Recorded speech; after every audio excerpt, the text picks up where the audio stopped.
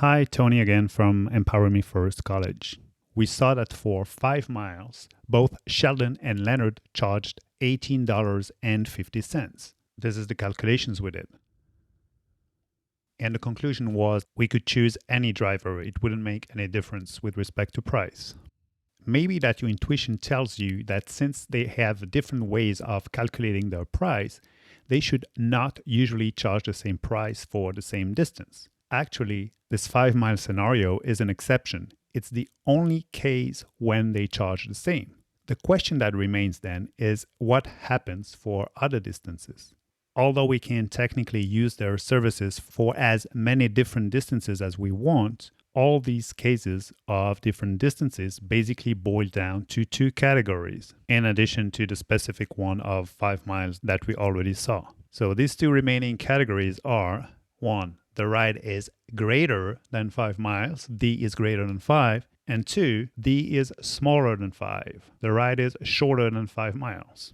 What we need to find out now is what should be under these 2 green boxes. Let's get into it.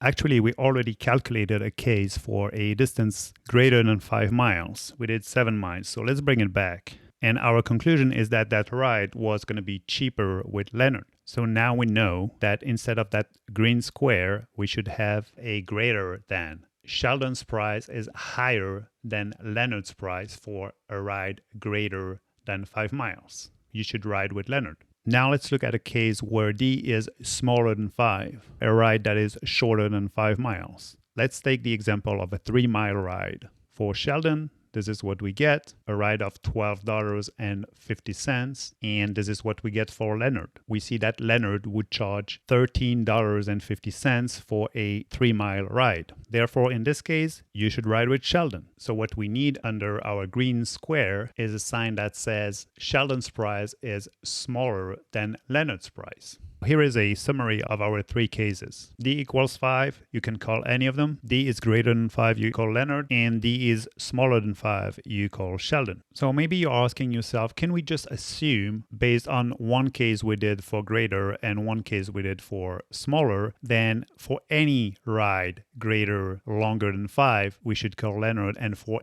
any ride shorter than 5, we should call Sheldon. Can we make that assumption based on the single calculation we did for each case? And the answer is yes. I will explain why in the next video. At this stage, we have fulfilled our mission of identifying which driver to call anytime you need a ride. In the next video, what we're going to do is draw a graph that will allow you to visualize what's happening and also improve your understanding, especially if it's still a bit fuzzy at this stage. empowermefirst.college is here today.